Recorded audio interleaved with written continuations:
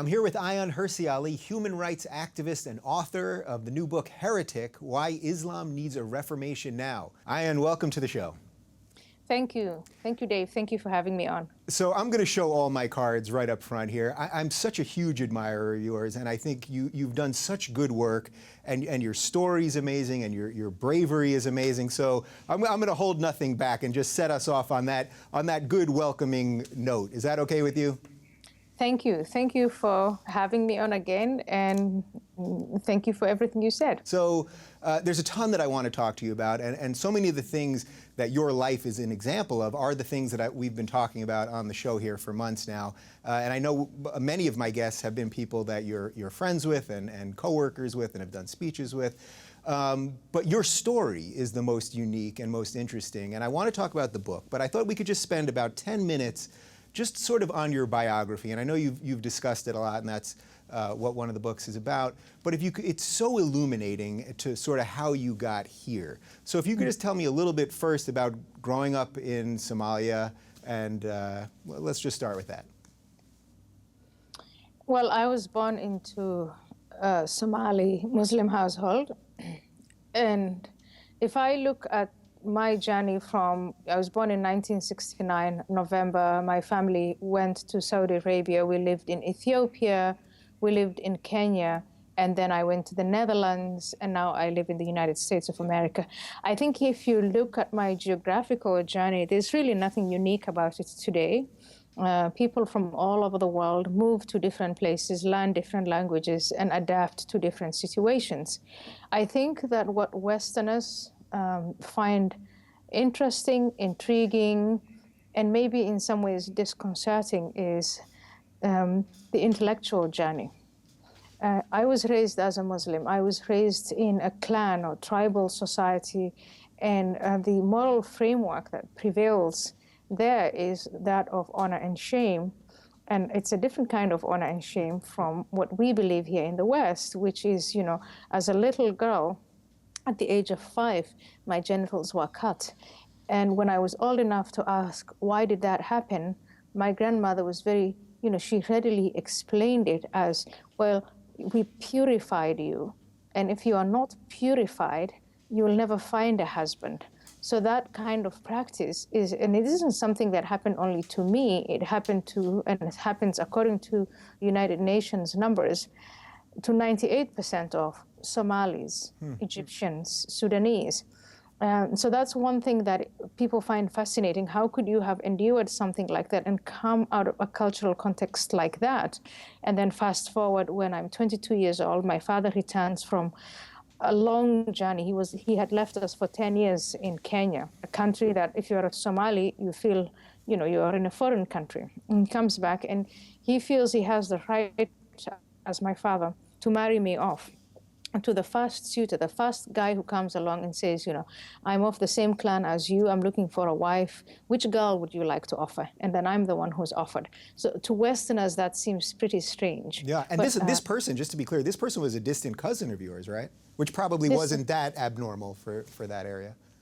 Absolutely not. In fact, the closer the kinship, the better, because the only way to make sure that family members are loyal to one another, share wealth, don't mistreat one another, is to try and marry within the same family as much as possible.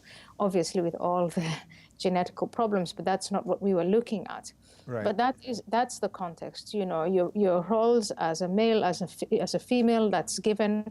As a female, you can bring shame not only on your father and mother, your brother and sister, but the extended family as well, and even the extended religion.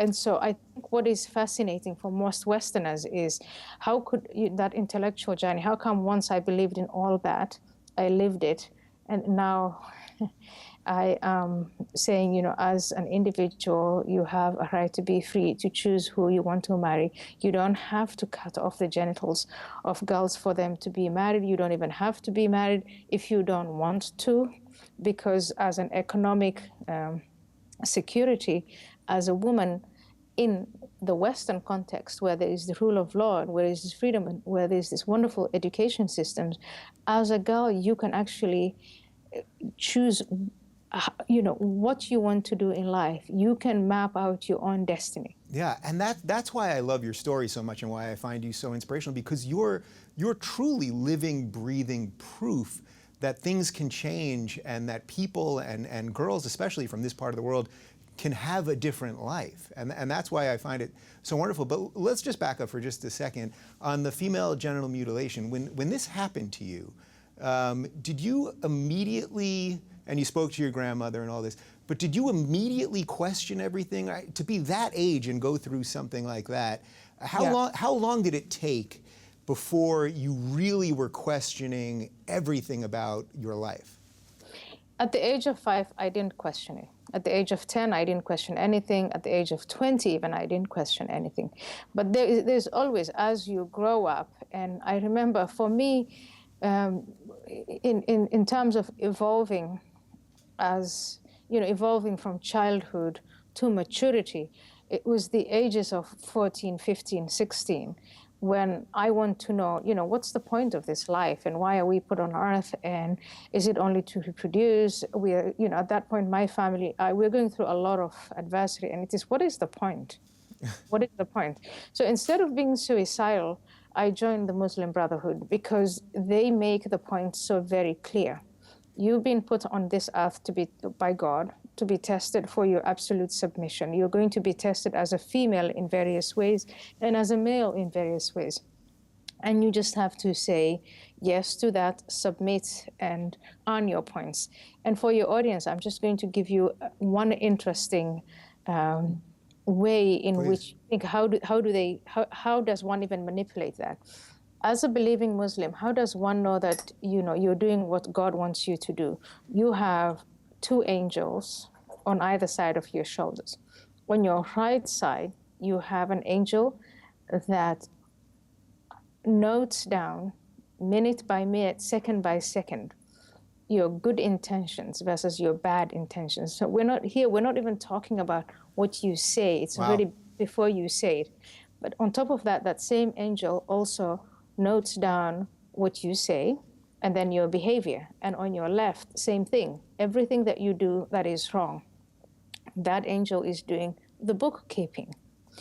And you live, and at some point you die, and then there is the hereafter. There's the day of judgment, and we are told as Muslims, no one can escape that. Mm-hmm. You are before God and his tribunal. You're before God and his tribunal, the prophets, the angels, and all these other human beings. And those 2 books are going to be put on a scale. And if your right-hand book weighs heavier than your left-hand book, you go to heaven. And if your left-hand book weighs heavier, you go to hell. And as you grow up, it's especially with the radical Islamization of things. These things are made so explicit to you, and you become so aware of them. It's like in the West, it's like keeping track of your calories.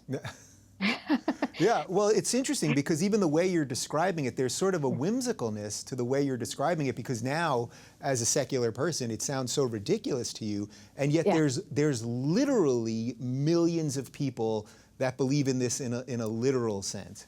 Absolutely, absolutely. And you're young, you trust your parents, your teachers, and Islam is your religion. And religion, I know that all human beings who are religious are taught that the criteria, the framework, how do we know the difference between what's right and what's wrong? Religion tells us that. And so as a Muslim, and Islam is a way of life, you are taught that this is the difference between right and wrong. And these things are spelled out. That which is forbidden, haram, that which is permitted, halal. And so then it's up to you. There's a level of choice in there, Right, but it sounds like the guy on your shoulder already knows your intentions anyway, right? Exactly. So even if you abstain, the angel still knows you want to indulge. Wow. All right. So I want to talk a lot about. It's funny that it seems funny to you now. I'm glad to see that, and you have a beautiful smile. So it's nice because you've come out of this. So it really is nice. So I just want to do one more thing on your bio, and then we can get into some of the specifics about the doctrine and things sort of in your life after that. So you made political asylum in the Netherlands. You then became member of parliament. This is an incredible story of success. And you know, with all the refugee things going on in Europe right now, there's a lot of parallels to that. You found safety and became successful and influential and went on to talk about female genital mutilation and women's rights and all this incredible stuff. But here, of course, I have to mention that then Theo van Gogh was doing a movie based on a script that you wrote, and he was killed by a Muslim extremist in broad daylight in Amsterdam at 9 a.m. in the morning. And as if that wasn't horrific enough, the person that killed him pinned a death threat to you on this person's body. Now, I know you've talked about this a lot, and I know people hear things like this, and I don't think it quite gets to them. You know, it sounds like a movie, sort of, right? Yeah. And so I just want you to talk about a little bit about it specifically, but also just the feeling that it left you with, the sort of terror. Because it's one thing to say these things happen, but you're a person that these things actually happen to. Well, in a way, I have to say the difference between Theo van Gogh and myself was that I believed in those threats. I didn't know exactly what the individuals who were threatening me would do. So 2 years prior to Theo's death, I started to take all kinds of security precautions. And when he and I were working together, I kept saying, Theo, you know it sounds surreal in a Dutch context. I think he would tell me over and over again, do you know the last time in the Netherlands someone was killed because of what they believed in? And he would give me years from the 17th century. Like, we are Dutch. This is the Netherlands. We don't do that sort of thing. So relax, let's do this. And that was actually true because Holland was an incredible place of mixed cultures and religions and ethnicities and all that, right? Absolutely. And still is. And it wasn't only that, it was also in, the wider Europe, when in hundreds of years ago, 17th century, 18th century, when on religious grounds, people would face intolerance so much as to threaten their lives, thinkers, creative people, they would go to the Netherlands and they would get a sanctuary. And so for him, for Theo, making this film, it wasn't about that. Yeah. It was about preserving what he knew was his culture, his civilization, and really not just Dutch civilization. I think civilization with a capital C, when human beings can discuss and can disagree without having to threaten with force. Right. So in a bizarre way, by them killing him instead of you, in a weird, I know this sounds perverse or something, but that was more of a direct attack on Holland, right? Because they were going after one of their own, so to speak. So to speak, and I had accepted the perimeters that the government put me within, a security framework, which was it's something that Theo van Gogh said, I would never ever accept anything like that, because these security measures curtail your freedom to a degree that you're not free anymore. I'm never going to accept that. Yeah. And he wanted to prove to them, it is not having to, put a shell around the people who are practicing free speech. That is not the answer. The answer is to openly discuss these things and make them open. If these people are provoked by that particular film was, this is what the Quran says about women, this is how it's put into practice. That's what we need to be talking about. We shouldn't be talking about security. And he gets killed. And I think by doing, the murderer killed Theo van Gogh, and that incident confronted Dutch society and Dutch leadership, and I think the wider European Western leadership with, we can all go around talking about the First Amendment, freedom of speech, freedom of expression, all this, that, and the other, but what are we willing to do to preserve it? And he has left us with that question, and I'm disappointed to say that so far we haven't done that much, because as you know, this year, the beginning of this year, the cartoonists in Paris were killed, and the threat to free speech continues. And if government policies are anything to go by, it seems as if they're telling us it's best not to provoke them. Yeah, all right, so I really want to focus on that, because that's been one of the, this free speech and political correctness, it's become this perfect storm that's actually strengthening everything that it should be against. But just to put a final cap on your bio and all that, what was it like for you? I mean, really, at the personal level, when he was killed, did you want to just disappear? Did you want to leave the country? Did you want to give up? Because now you've lived for these last, how many years ago was this? This is 2004. Right, so you've lived for these last 11 years honoring everything he stood for, but I'm sure there must have been a time when you thought, let me just get out of this, right?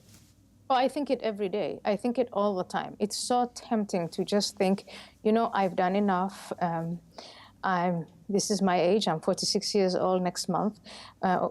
There's nothing for me in it personally. But